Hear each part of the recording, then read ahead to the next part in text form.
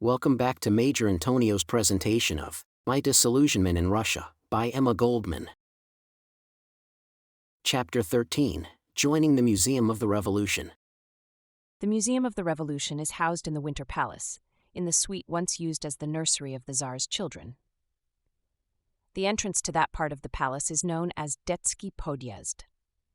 From the windows of the palace, the Tsar must have often looked across the Neva at the Peter and Paul fortress, the living tomb of his political enemies. How different things were now. The thought of it kindled my imagination. I was full of the wonder and the magic of the great change when I paid my first visit to the museum. I found groups of men and women at work in the various rooms, huddled up in their wraps and shivering with cold. Their faces were bloated and bluish, their hands frostbitten, their whole appearance shadow-like. What must be the devotion of these people, I thought, when they can continue to work under such conditions? The secretary of the museum, M.B. Kaplan, received me very cordially and expressed the hope that I would join in the work of the museum. He and another member of the staff spent considerable time with me on several occasions, explaining the plans and purposes of the museum. They asked me to join the expedition which the museum was then organizing and which was to go south to the Ukraine and the Caucasus. Valuable material of the revolutionary period was to be gathered there, they explained. The idea attracted me. Aside from my general interest in the museum and its efforts, it meant nonpartisan work, free from commissars, and an exceptional opportunity to see and study Russia. In the course of our acquaintance, I learned that neither Mr. Kaplan nor his friend was a communist. But while Mr. Kaplan was strongly pro-Bolshevik and tried to defend and explain away everything, the other man was critical, though by no means antagonistic. During my stay in Petrograd, I saw much of both men, and I learned from them a great deal about the revolution and the methods of the Bolsheviki.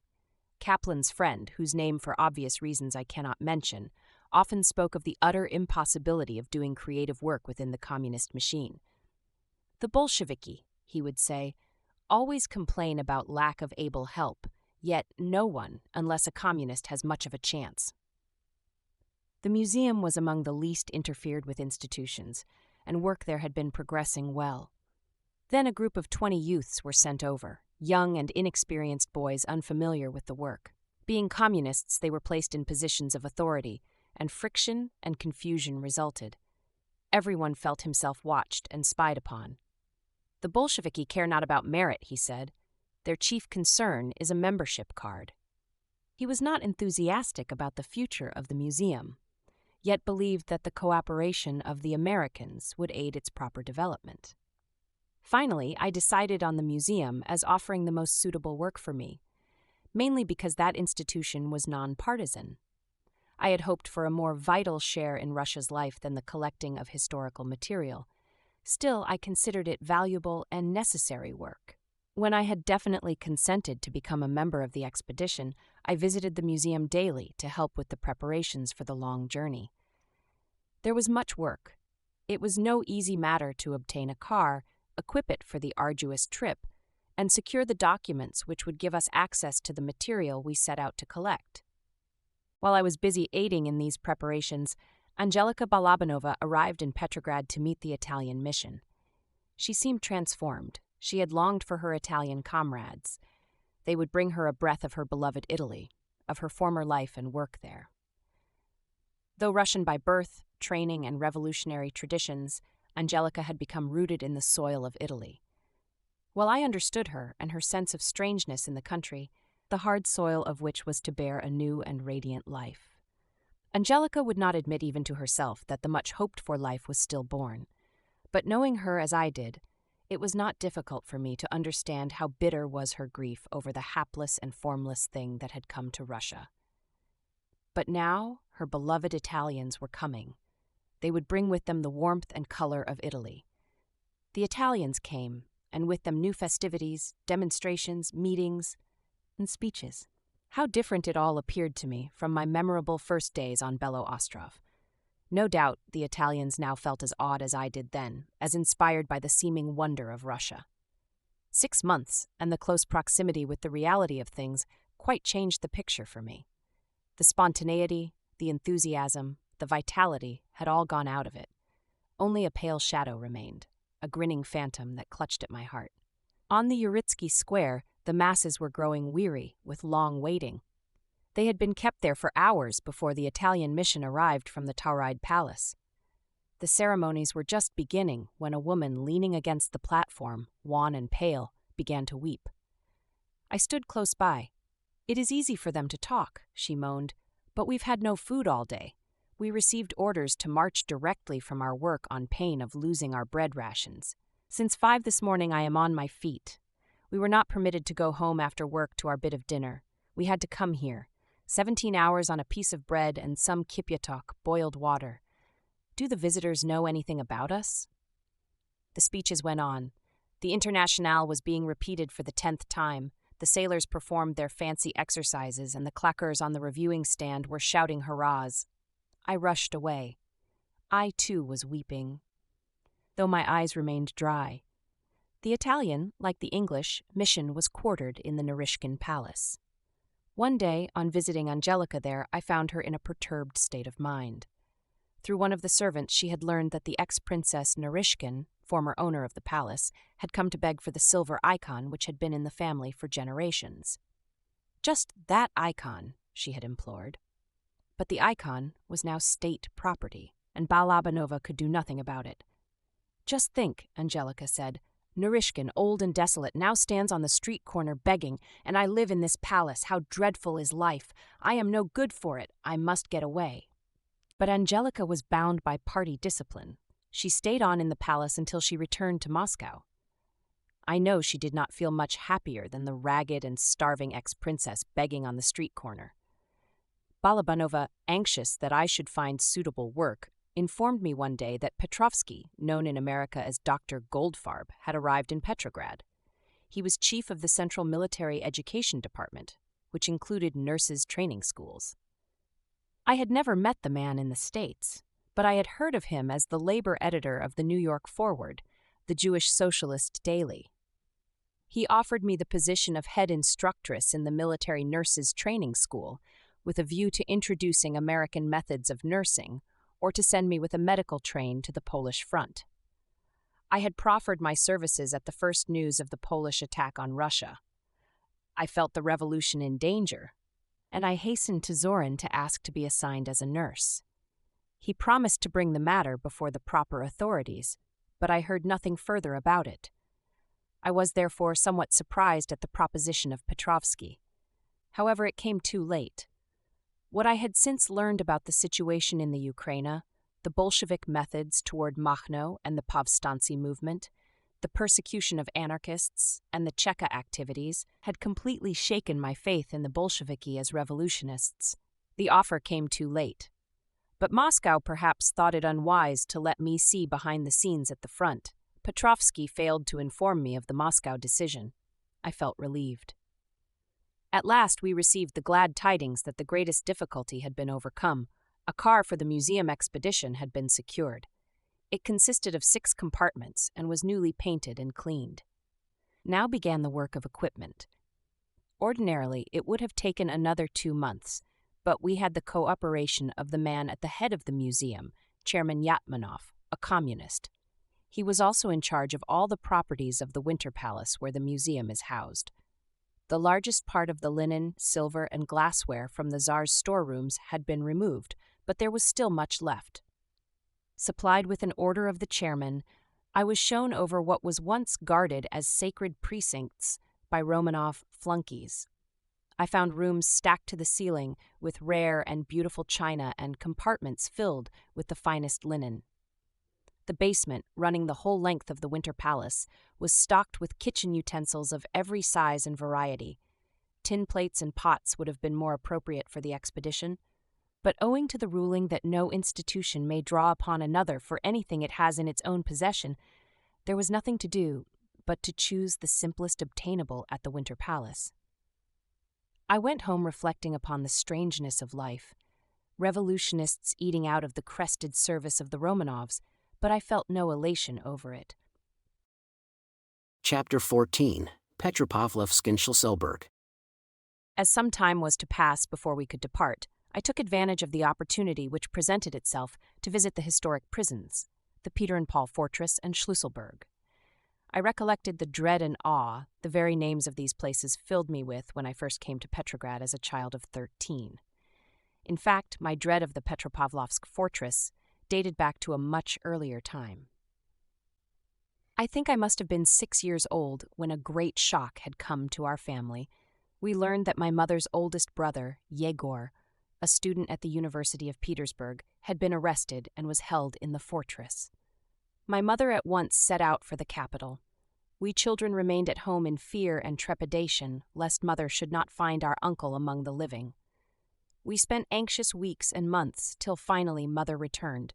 Great was our rejoicing to hear that she had rescued her brother from the living dead, but the memory of the shock remained with me for a long time. 7 years later, my family then living in Petersburg, I happened to be sent on an errand which took me past the Peter and Paul fortress. The shock I had received many years before revived within me with paralyzing force. There stood the heavy mass of stone, dark and sinister. I was terrified. The great prison was still to me a haunted house, causing my heart to palpitate with fear whenever I had to pass it. Years later, when I had begun to draw sustenance from the lives and heroism of the great Russian revolutionists, the Peter and Paul fortress became still more hateful. And now I was about to enter its mysterious walls and see with my own eyes the place which had been the living grave of so many of the best sons and daughters of Russia. The guide assigned to take us through the different ravelins had been in the prison for 10 years. He knew every stone in the place, but the silence told me more than all the information of the guide. The martyrs who had beaten their wings against the cold stone, striving upward toward the light and air, came to life for me. The Dekabristi, Chernyshevsky, Dostoevsky, Bakunin, Kropotkin, and scores of others spoke in a thousand-throated voice of their social idealism and their personal suffering, of their high hopes and fervent faith in the ultimate liberation of Russia. Now the fluttering spirits of the heroic dead may rest in peace. Their dream has come true. But what is this strange writing on the wall? Tonight I am to be shot because I had once acquired an education. I had almost lost consciousness of the reality. The inscription roused me to it. What is this? I asked the guard. Those are the last words of an intelligent, he replied. After the October Revolution, the intelligentsia filled this prison. From here they were taken out and shot, or were loaded on barges never to return. Those were dreadful days and still more dreadful nights. So the dream of those who had given their lives for the liberation of Russia had not come true after all.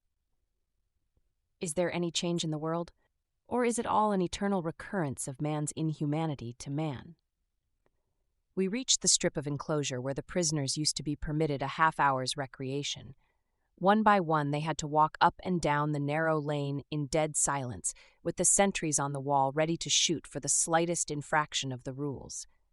And while the caged and fettered ones treaded the treeless walk, the all-powerful Romanovs looked out of the Winter Palace toward the golden spire topping the fortress to reassure themselves that their hated enemies would never again threaten their safety.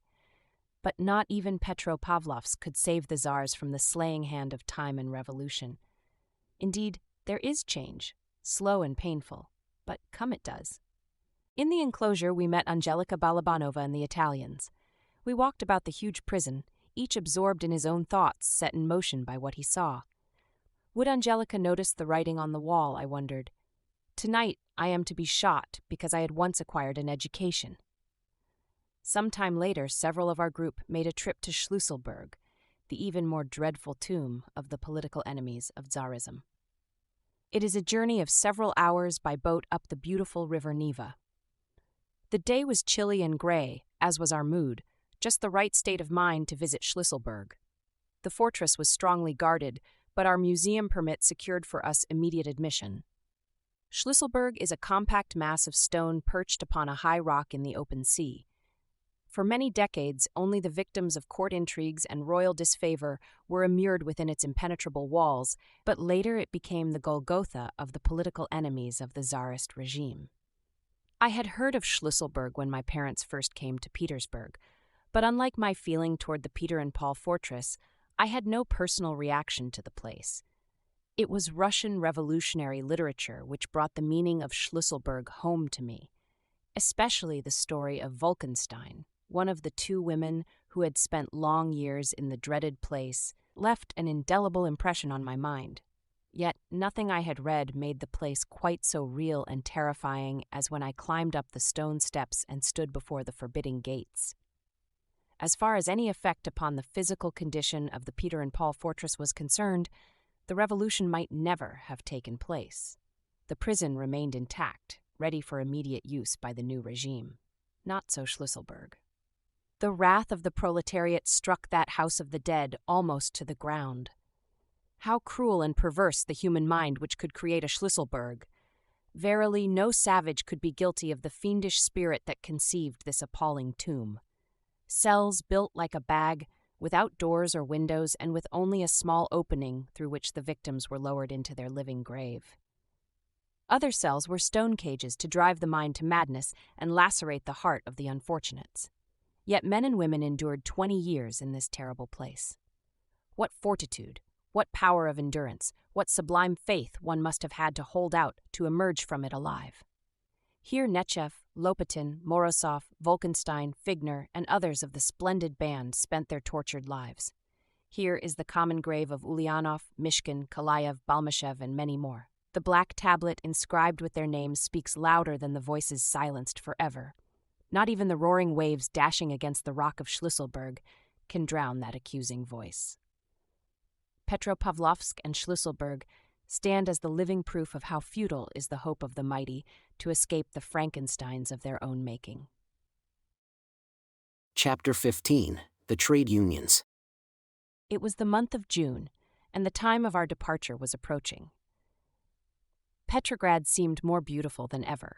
The white nights had come, almost broad daylight without its glare, the mysterious, soothing white nights of Petrograd. There were rumors of counter-revolutionary danger, and the city was guarded against attack. Martial law prevailing, it was forbidden to be out on the streets after 1 a.m., even though it was almost daylight.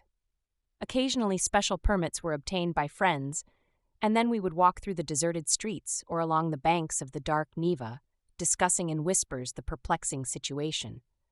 I sought for some outstanding feature in the blurred picture, the Russian Revolution, a huge flame shooting across the world, illuminating the black horizon of the disinherited and oppressed, the revolution, the new hope, the great spiritual awakening.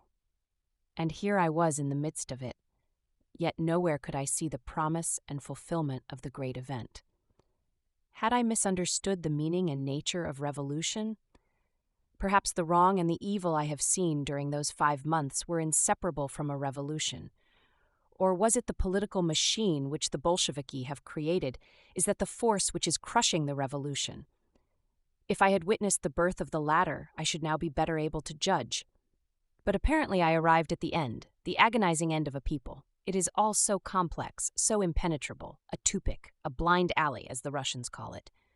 Only time and earnest study, aided by sympathetic understanding, will show me the way out.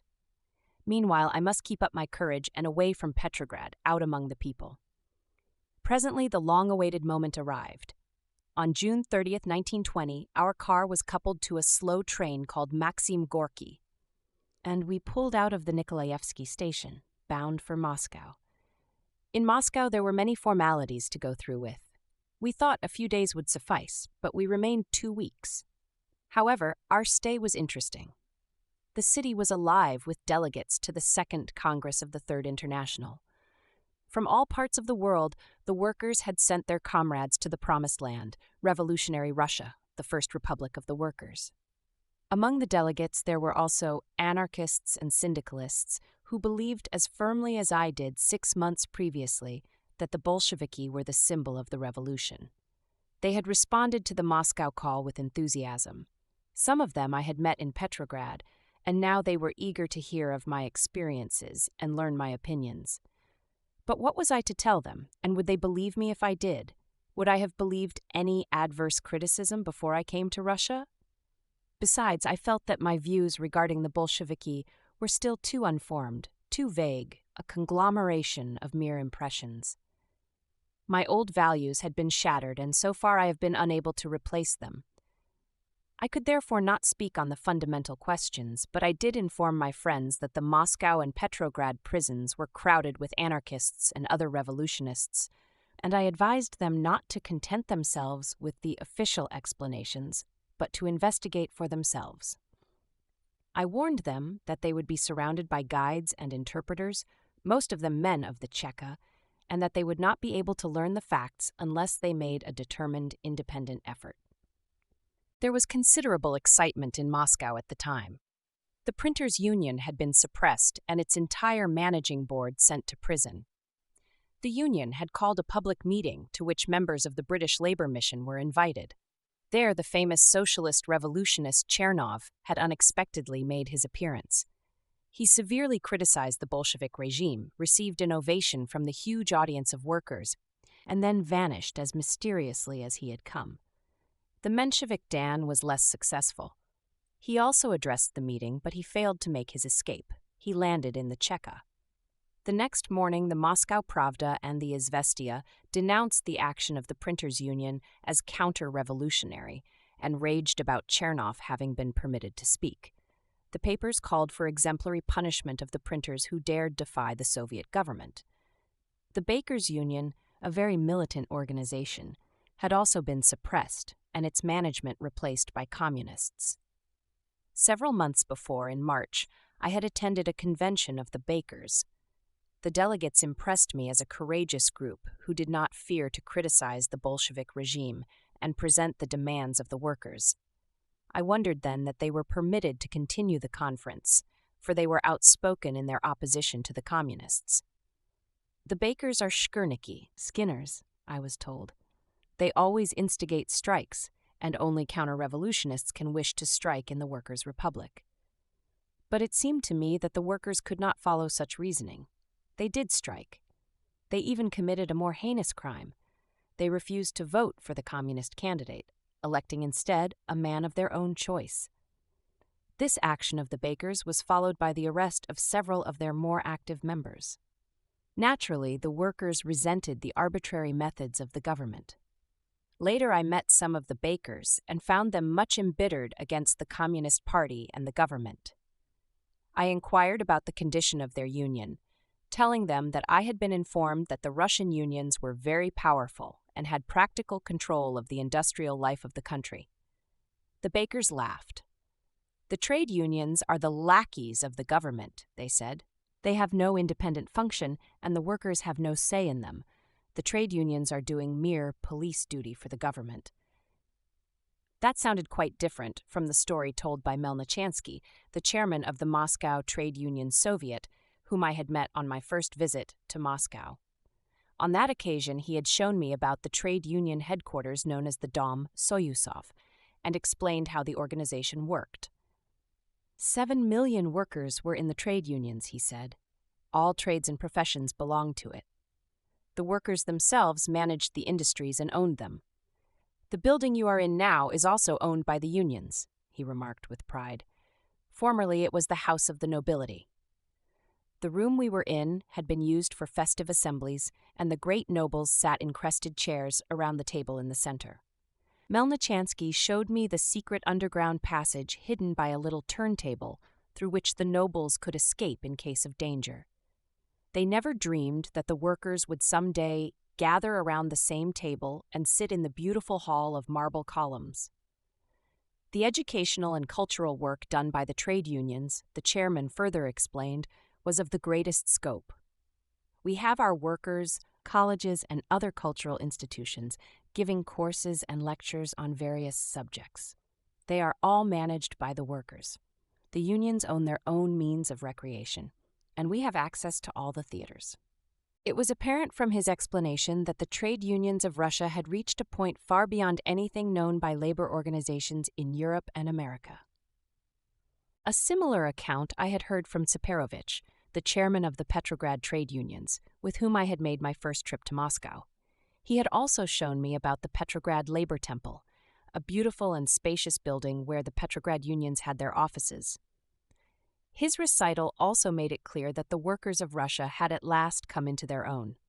But gradually, I began to see the other side of the medal. I found that, like most things in Russia, the trade union picture had a double facet. One paraded before foreign visitors and investigators, the other known by the masses. The bakers and the printers had recently been shown the other side. It was a lesson of the benefits that accrued to the trade unions in the Socialist Republic. In March, I had attended an election meeting arranged by the workers of one of the large Moscow factories. It was the most exciting gathering I had witnessed in Russia. The dimly lit hall in the factory club rooms, the faces of the men and women worn with privation and suffering, the intense feeling over the wrong done them, all impressed me very strongly. Their chosen representative, an anarchist, had been refused his mandate by the Soviet authorities. It was the third time the workers gathered to re-elect their delegate to the Moscow Soviet, and every time they elected the same man. The communist candidate opposing him was Semashko, the commissar of the Department of Health. I had expected to find an educated and cultured man. But the behavior and language of the commissar at that election meeting would have put a hod carrier to shame. He raved against the workers for choosing a non-communist, called anathema upon their heads, and threatened them with the cheka and the curtailment of their rations. But he had no effect upon the audience except to emphasize their opposition to him and to arouse antagonism against the party he represented.